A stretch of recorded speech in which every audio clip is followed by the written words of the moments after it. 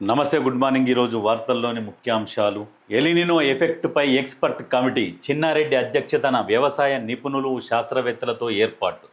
Report ఆధారంగా వ్యవసాయం, తాగునీరు, సాగునీరు, కరెంటుపై ప్రత్యామ్నాయ ప్రణాళిక. 20న ఉమ్మడి జిల్లాల వారీగా మంత్రుల ఆధ్వర్యంలో అత్యవసర సమీక్షలు. ఆరుతడి పంటలు సాగు చేసేలా రైతులకు ఊరూరు అవగాహన కార్యక్రమాలు. అయితే ఈ ఎలినినో ఎఫెక్ట్, దీనివల్ల వర్షాలు కురుస్తలేవు.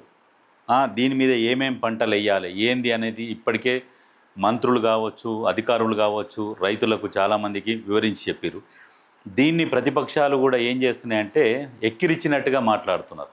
ప్రకృతి వైపరీత్యాలను కూడా ఎక్కిరిచ్చినట్టుగా నీళ్ళు మోటార్ లాన్ చేయరి, ఇవ్వాన్ చేయరి, అవ్వాన్ చేయరి, వరి వేయిరి, ఇట్లా అట్లా రైతులను రెచ్చగొట్టి మాట్లాడుతుంటే ముఖ్యమంత్రి గారు ఒకసారి ఒక మాట అన్నాడు, మీరు ఎందుకు రైతులను రెచ్చగొడుతున్నారు? ఇప్పుడు వర్షాలు పడింది, ఎట్లా పంటలు పండిస్తారు? మీ రక్తం చల్లురి, పంటలు పండితే చూద్దామని చెప్పేసి అని అన్నాడు. అంటే మనిషిని ఎంత విసిగిస్తే ఆ మాట అనాల్సి వస్తుంది? అది అన్నది ఎవరిని? ప్రతిపక్ష నాయకులను అంటే ఏమన్నారు వాళ్ళు పోయి రైతులనే అంటుండని చెప్పేసి ఆ విష ప్రచారం చేసి కమిటీలు వేసి ఎట్లా ముందుకు పోవాలి, ఈ కరువుని ఎట్లా అధిగమించాలి, ఇంకా ముందు భవిష్యత్తులో ఇంకేమన్నా నీళ్లు తాగునీరుకి కన్నా ఇబ్బంది అయితే ఏమేం చేయాలనే దాని మీద కమిటీ వేసారు. ఇప్పుడు నీళ్లు లేవు, ప్రత్యామ్నాయంగా ఏం చేయాలి? ప్రత్యామ్నాయంగా వేరే దగ్గర నుంచా, లేకుంటే ఇప్పుడు గోదావరి జలాల, కృష్ణా జలాల, తాగునీరు అయితే ముఖ్యంగా ఇంపార్టెంట్. ఈ తాగునీరు ఇటువంటి పరిస్థితులు ఎందుకు ఏర్పడ్డాయి? తాగునీరు కొరత, సాగునీరు కొరత ఇవన్నీ ఎందుకు ఏర్పడ్డాయి అంటే భూగర్భ జలాలు అడుగంటిపోయినాయి. భూగర్భ జలాలు అడుగు ఎందుకు అంటిపోతున్నాయి అంటే మనకున్న చెరువులు, మనకు సోర్స్ ఏంది? ఇప్పుడు హైదరాబాద్ నగరం కావచ్చు, తెలంగాణలో పెద్దగా నదులు మనకు లేవు, ఆంధ్రాకున్నంత లేవు. మనకన్నీ లిఫ్ట్ ఇరిగేషన్స్, ఎక్కడనో కొంత వస్తుంది, కొంత పండుతుంది. మనం ఎక్కువ ఆధారపడ్డది ఏంటంటే బావుల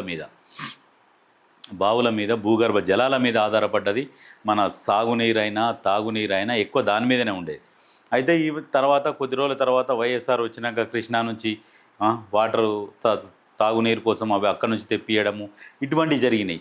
అయితే ఎందుకు జరిగిందంటే ఇదంతా మన దగ్గర ఉన్న చెరువులు ఎప్పుడైతే తెలంగాణ ఏర్పడ్డదో, తెలంగాణ ఏర్పడిన తర్వాత 1200 చెరువులు మాయమైపోయినాయి. ఆ చెరువులు ఉంటే వర్షాలు పడ్డప్పుడు సకాలంలో ఆ చెరువులలో నీళ్లు నిండితే మన బోర్లల్లో కానీ బావులల్లో కానీ నీళ్ళు వస్తాయి. ఆ చెరువులే లేకుంటే నీళ్ళు ఎక్కడికి పోతాయి? వరదలాగా వచ్చే ఇక్కడ మూసీలో కలిసి, మూసీల నుంచి డైరెక్ట్ వెళ్ళిపోయి అన్నంలో కలిసి ఆగమాగం అయిపోయాయి. మరి బోర్లు వేస్తే నీళ్ళు వస్తున్నాయా? 500 నుంచి 1000 ఫీట్ల వరకు బోర్లు వేసినా కానీ నీళ్ళు అందని పరిస్థితి ఏర్పడ్డది. దీనికోసమే ఇప్పుడున్న ప్రభుత్వం కూడా ఏం చేస్తుంది అంటే మెయిన్ టార్గెట్ చెరువులను పెట్టుకున్నది. చెరువులని సుందరీకరణ, పునరుద్ధరణ కావచ్చు, ఏదైనా కావచ్చు చేసి చెరువులను కాపాడితే భవిష్యత్తులో ఇంకా ఇబ్బందులు తలెత్తకుండా ఉండాలన్న ఒక ఆలోచనతో, ఒక సంకల్పంతో ముందుకు పోతుంటే పేదల ఇండ్లు కూలుస్తున్నారు. పేదల ఇండ్లు కూలిస్తే ముఖ్యమంత్రి గారికి ఏమొస్తుంది? ఆయనకేమొస్తుంది చెప్పు? ఆయనకేమన్నా లాభమా? లేకుంటే వాళ్ళ ఇల్లు కూలగొట్టి ఈయన పోయి ఆ ఇంట్లో ఉంటాడా? ఇవన్నీ పుండకూరు మాటలు మాట్లాడతారు.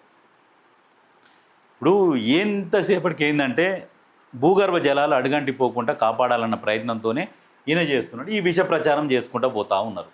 ఎన్ని రోజులు చేస్తారు ఆ విష ప్రచారం? అర్థమైన వాళ్ళకు అర్థమవుతుంది క్లియర్గా. రేవంత్ రెడ్డి విజన్ ఏంది, ఆయన ఏం చేస్తున్నాడు, తెలంగాణ కోసం ఏం చేస్తున్నాడు, ఎంత కష్టపడుతున్నాడు, ఎన్ని గంటలు కష్టపడుతున్నాడు అని చెప్పేసి ఒకరు ఆలోచన ఉన్న వాళ్ళకు తెలుస్తుంది. ఆలోచన లేని వాళ్ళకి ఏం తెలియదు. ఆ ప్రతిపక్షాల మాటలు ఎగిరెగిరి పడితే ఏం తెలుస్తుంది? ఏం తెలియదు. ఆలోచన చేసుకోవాలి.